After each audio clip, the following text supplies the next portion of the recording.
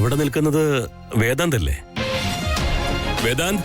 ആ സർ, ഇപ്പൊ കേൾക്കുന്നുണ്ട്. എനിക്ക് ഇപ്പൊ കേൾക്കാൻ മാത്രമല്ല, കാണാനും പറ്റുന്നുണ്ട്. ഒന്ന് തിരിഞ്ഞു നോക്കിക്കേ.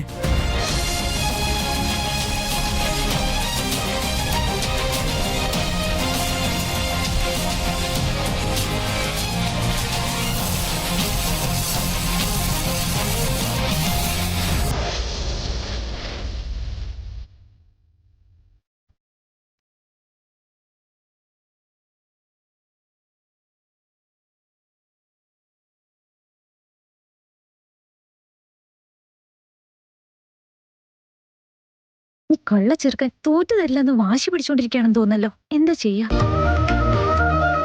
ഒരു പ്രാവശ്യം നീ ഇങ്ങോട്ട് വിളിച്ചൂടെ? ഞാൻ തന്നെ വിളിക്കണോ? അമ്മു, ആരുടെയെങ്കിലും ഫോൺ കോളിന് വേണ്ടി വെയിറ്റ് ചെയ്യണോ? ചേച്ചേ, ഞാനങ്ങനെ ആരുടെ കോളിന് വേണ്ടി ഒന്നും വെയിറ്റ് ചെയ്യാറില്ല. ആരായാലും എനിക്ക് വേണ്ടി വെയിറ്റ് ചെയ്യണം, അത്ര തന്നെ. അത് ശരി, എന്താ അങ്ങനെ ചോദിച്ചേ? വെറുതെ വെറുതെ അങ്ങനെ ചോദിക്കാൻ ഒരു വഴിയില്ലല്ലോ. വെയിറ്റ് ചെയ്ത് എക്സ്പീരിയൻസ് ഉണ്ടെങ്കിൽ മാത്രമേ ചോദിക്കാൻ പറ്റൂ. എക്സ്പീരിയൻസ്ഡാ? ഓ, നിക്ക് ഒരു മിനിറ്റ്. മറ്റൊരാൾക്ക് വെയിറ്റ് ചെയ്യുന്നത് മനസ്സിലാവുന്നത് അങ്ങനെയാണെങ്കിൽ നീ ശരിക്കും മറ്റാരുടെയോ കോളിന് വേണ്ടി വെയിറ്റ് ചെയ്യായിരുന്നു എന്നർത്ഥം. ഇല്ല, നോ നോ.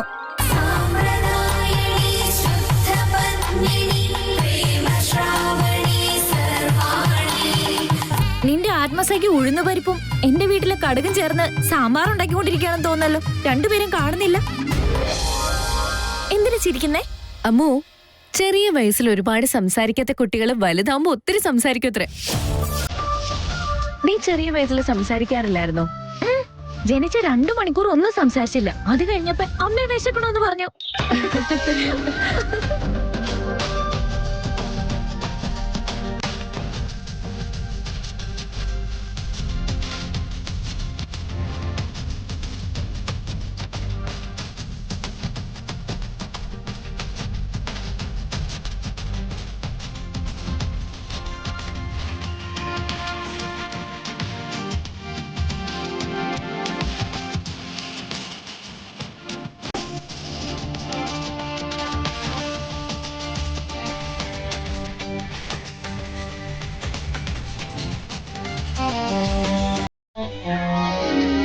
ഇല്ല, ഞാൻ കൊണ്ടുവരാം.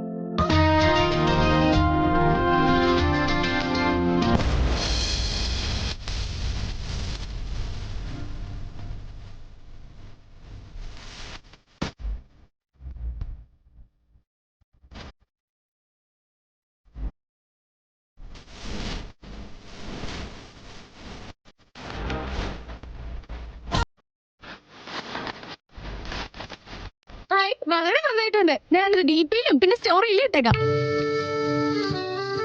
അകത്ത് എന്റെ ചേച്ചി എന്നെ നല്ലോണം വഴക്ക് പറയുന്നുണ്ടാവും. എന്തിനാന്ന് ചോദിച്ചാ അകത്ത് ഹെൽപ്പ് ചെയ്യുന്നതിന് പകരം ഇവിടെ സമയം കളഞ്ഞോണ്ടിരിക്കുവല്ലേ. അങ്ങനെയാണെങ്കിൽ നിന്നെ മാത്രമല്ല എന്നെ വഴക്ക് പറയുന്നുണ്ടാവും. രാവിലെ വരുമ്പോ തന്നെ ഇവിടെ ഒരു പ്രശ്നം ഉണ്ടായി. ഇവിടെ ആരോ ഒരു HMD നിപ്പുണ്ടായിരുന്നു. അനുവിന്റെ വീട് ഏതാന്ന് ചോദിച്ചപ്പോ അയാള് ദേഷ്യപ്പെട്ടു. അതിന് ശരിക്കും നന്നായി കൊടുത്തിട്ടുണ്ട്. HMD എന്ന് പറഞ്ഞാൽ ആരാ? HMD എന്ന് വെച്ചാൽ അറിയില്ലേ? ഹാഫ് മൊട്ടത്തല. ഫോണിൽ സംസാരിക്കുമ്പോ വർദ്ധൻ ഗ്രൂപ്പ് അവരെ വഴക്ക് പറയുന്നുണ്ടായിരുന്നു. കിട്ടിയ ചാൻസിന് ഞാനും ചേച്ചിയും കൂടെ കുറെ പറഞ്ഞിട്ടുണ്ട്. ഞാനും ഉണ്ടായിരിക്കണമായിരുന്നു. എന്തിന്? ആ HMD ആരാണെന്നറിയോ?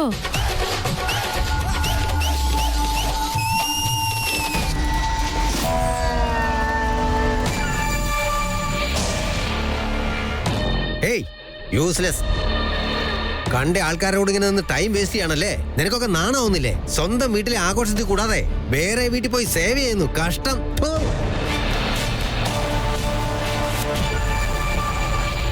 എന്റെ മാമൻ.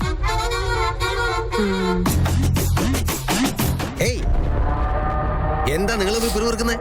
വീട്ടിലേക്ക് നടക്ക്. അവനെവിടെ? മടിയൻ. രാവിലെ തൊട്ട് അവനെ കാണാനില്ല. മാമ കൂവി വിളിക്കണ്ട, ഗസ്റ്റ് വന്നിട്ടുണ്ട്. അവരെന്താ നിന്നെ കാണാനാണോ വന്നത്? ആരെ വീട്ടിൽ ആരെ കാണാൻ വന്നതിന് നിനക്കെന്താടി? വിശേഷ ദിവസങ്ങളിലെ പെൺകുട്ടികൾ വീട്ടിലിരിക്കണം, നാട് ചുറ്റി കറങ്ങലല്ല. ഹലോ, നിങ്ങൾ കുറെ നേരം ആയല്ലോ. എന്താ പെൺപിള്ളാരെന്ന് വെച്ചാ വീട്ടിൽ തന്നെ ഇരിക്കണമെന്നാണോ? എടി കാന്താരി, ഞാൻ നിന്റെ അടുത്തല്ല സംസാരിച്ചത്.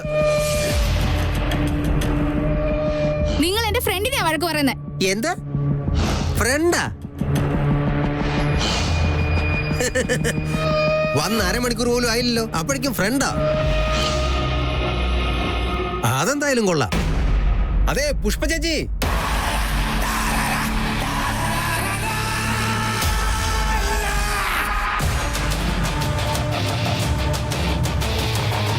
അയ്യോ രമ്യ, എന്താ പറ്റിയേ? എന്താ പുഷ്പ ചേച്ചി ഇതൊക്കെ? ഏതോ റോഡിൽ പോകുന്നവരെയൊക്കെ വിളിച്ചു വരുത്തി എന്നോട് വഴക്കുണ്ടാക്കിയാണോ? നിങ്ങളാരും പേടിക്കണ്ട, ഇയാൾ എപ്പോഴും ഇങ്ങനെയാണ്. ഞാൻ പറയുന്നു ഒന്ന് കേക്കൂ രഘു, ദയവായിട്ട് വഴക്കുണ്ടാക്കരുത്. വീട്ടിൽ ഗസ്റ്റ് ഒക്കെ വന്നിട്ടുണ്ട്, ദയവ് ഇതൊന്ന് പോണം. അല്ല, ഞാനെന്താ ഇവിടെ പാവിരിച്ച് കിടക്കാമെന്നാണെന്ന് കരുതിയോ? കാലത്തെ ചൊറിഞ്ഞോണ്ട് വഴക്കിന് വന്നതേ ഈ കാന്താരിയാ അല്ലെ? അവളോട് ചോദിക്കേ. ഹലോ, എന്താ അവളിവിളെന്നൊക്കെ വിളിക്കുന്നേ? ഞാൻ കുറെ നേരമായിട്ട് ശ്രദ്ധിക്കുന്നുണ്ട്. നിങ്ങൾ വായത്തൊന്നും ഒക്കെ പറയുന്നുണ്ടല്ലോ. ഇവരുടെ വീട്ടിൽ വന്ന ഗസ്റ്റ് ആന്നോർത്താ മിണ്ടാതിരുന്നേ. ഞങ്ങളുടെ ഏരിയ എങ്ങാനും ആയിരിക്കണം. സീൻ തന്നെ വേറെ ആയേനെ. അല്ലടി മരക്കഴുതേ അതിഥി.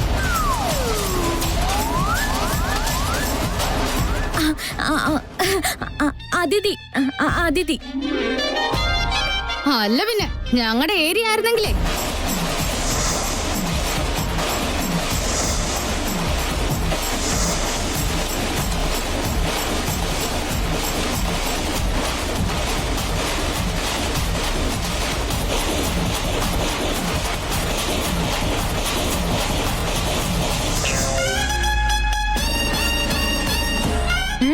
സച്ചിനും സേവാങ്കും ഓപ്പണിംഗ് കളിച്ചാ എങ്ങനെ ഉണ്ടാവോ അതുപോലെ ഇരുന്നേനെ. ചേട്ടാ, പൂജയ്ക്ക് വിളിച്ചിരിക്കുക. ഞാൻ പ്രസാദം വാങ്ങിട്ട് വരാം. ചേട്ടൻ പോയിട്ട് വാ. ഇവര് നിങ്ങളുടെ ചേട്ടനാണോ? അത് ചേട്ടൻ ഇങ്ങനെയാ, വേറൊന്നും വിചാരിക്കരുതേ. അകത്തേക്ക് പൊക്കോ.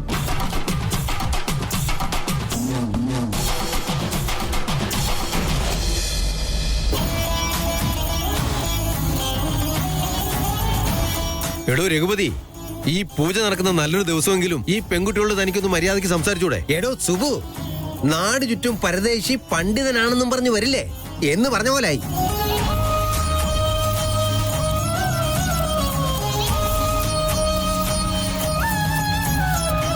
എന്റെ ഒരു സമയദോഷം. എല്ലാരും എന്നെ ക്രൂശിക്കാൻ വേണ്ടിയാ നോക്കുന്നത്. നടക്കട്ടെ നടക്കട്ടെ. ചേച്ചി, നിങ്ങൾ ഇവരെ എങ്ങനെ സഹിക്കുന്നു എന്തോ. അമ്മു, അമ്മു വാ.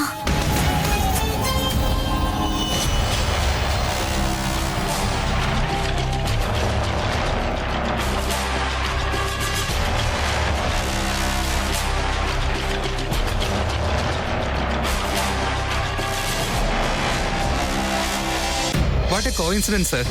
ഇന്ന് മീറ്റ് ചെയ്യാൻ ചാൻസ് ഇല്ലാത്ത നമ്മള് ദേ നോക്കി ഇപ്പൊ 2 പ്രാവശ്യം കണ്ടു. അതെ, നമ്മൾ രണ്ടുപേരും ഒന്നിച്ച് ജോലി ചെയ്യേണ്ടത് ഈ സൃഷ്ടിയുടെ ആഗ്രഹമായിരിക്കും. അപ്പോ എല്ലാവിധ ആശംസകളും. Thank you sir. സാറിനും സാറിന്റെ എല്ലാ കുടുംബത്തിനും ഞങ്ങളുടെ ഗണേശ ചതുർത്ഥി ആശംസകൾ. Thank you. അപ്പൊ എങ്ങനെയാ സർ ഇന്നത്തെ പ്രോഗ്രാംസ് ഒക്കെ?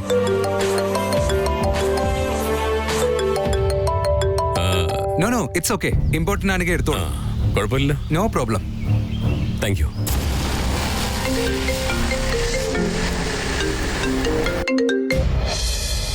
ഹായ് സിദ്ധാർത്ഥ്. സോറി വേദാന്ത്, നമ്മൾ എല്ലാ വർഷവും ബുക്ക് ചെയ്യുന്ന വെന്യൂ വേറെ ആരോ ബുക്ക് ചെയ്തെന്നാ പറഞ്ഞത്. ഈ സുമേഷ്. പറയൂ ജോണി. ആര്യ, നീ പറയുന്നത് പോലെ ഇവിടെ ഇക്കോ ഫ്രണ്ട്ലി ലൊക്കേഷൻ ഒന്നും കാണാനില്ല. ഞാൻ എല്ലായിടത്തും അന്വേഷിച്ചു. അങ്ങനെയെന്ന് കരുതി പ്ലാസ്റ്റിക് കൊണ്ട് മൂടി വെച്ചിരിക്കുന്ന ഗണേശനെ വെച്ചിട്ട് പ്രയോജനമില്ല ജോണി. നിങ്ങൾ കുറച്ച് സ്ഥലത്ത് കൂടി ഒന്ന് അന്വേഷിക്കുക. ഏറെക്കുറെ എല്ലാ സ്ഥലത്തും അന്വേഷിച്ചു ആര്യ. ഇന്ന് ഗൗരി പൂജ, നമുക്ക് ടൈം കുറവാ. ശരി. ഓക്കെ സിദ്ധാർത്ഥ്.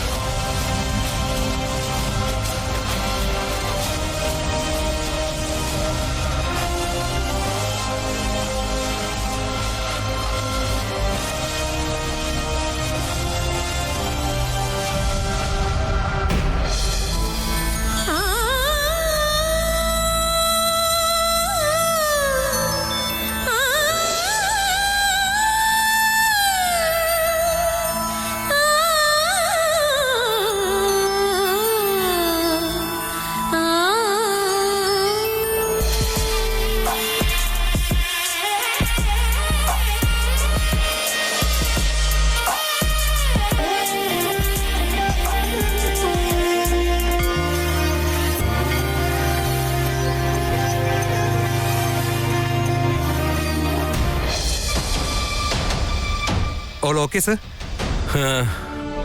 പ്രശ്നമൊന്നുമില്ല. ചതുർത്ഥി ആഘോഷിക്കണം.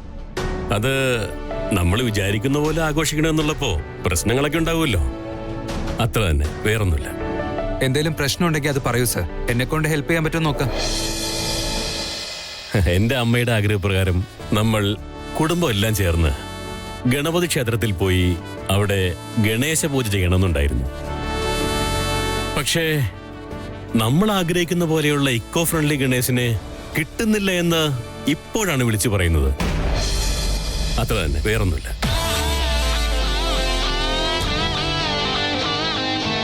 എന്തിനാ ചിരിക്കുന്നേ? നമ്മുടെ പ്രോബ്ലംസ് ഒക്കെ കോമണാ സർ. എത്ര വിചിത്രം നോക്കൂ.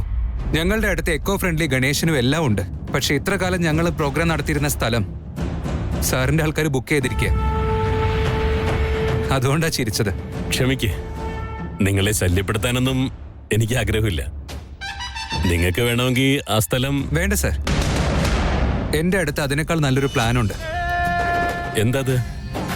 ഞങ്ങൾക്ക് വേണ്ടത് നിങ്ങളുടെ അടുത്തുണ്ട്, നിങ്ങൾക്ക് വേണ്ടത് ഞങ്ങളുടെ അടുത്തുണ്ട്. എന്നാ പിന്നെ നമുക്ക് ഒരുമിച്ച് അങ്ങോട്ട് ആഘോഷിച്ചാ പോരെ?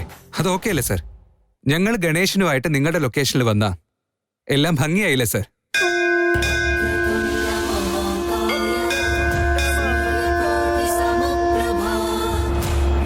നിങ്ങൾ പറഞ്ഞതുപോലെ നടക്കട്ടെ എന്ന സൂചനയായിട്ടായിരിക്കും ഈ മണിയടിച്ചത്.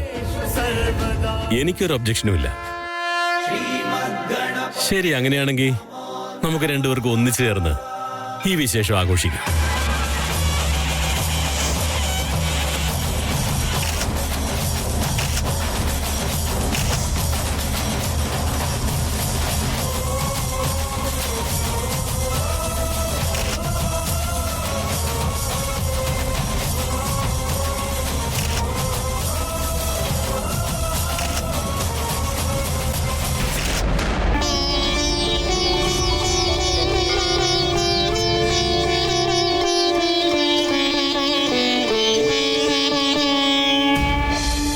അനു, രജനിക്ക് ഞാൻ പ്രസാദം കൊടുത്തോളാം.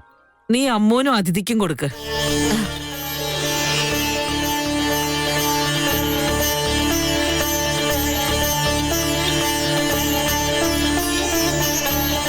ഈ കൊറോണ സമയത്ത് ലോക്ക്ഡൌൺ കഴിഞ്ഞതിന് ശേഷം നമ്മൾ എല്ലാവരും ചേർന്ന് ചെയ്യുന്ന ആദ്യത്തെ ആഘോഷമാണ്. ആ ഗൗരി ദേവിയും ഗണപതിയും എല്ലാവർക്കും നല്ലത് വരുത്തട്ടെ എന്ന് നമുക്ക് പ്രാർത്ഥിക്കാം. അതെ പുഷ്പ ചേച്ചി, ഈ കൊറോണ കാരണം ഒരുപാട് പേര് കഷ്ടപ്പെട്ടിട്ടുണ്ട്. എല്ലാവർക്കും ഒരു സഹായം ആകട്ടെന്ന് വിചാരിച്ചിട്ടാ.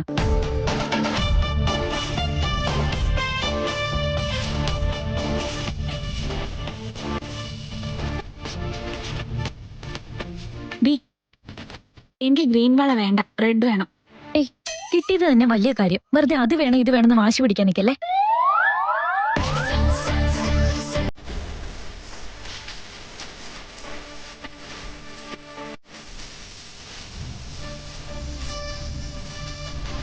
അടുത്ത വർഷം ഈ സമയത്ത് എന്റെയും കള്ളച്ചെറുക്കന്റെ വിവാഹം കഴിഞ്ഞ് ഞങ്ങൾക്ക് ഒരുമിച്ച് ജീവിക്കാൻ കഴിയണേ ദൈവമേ.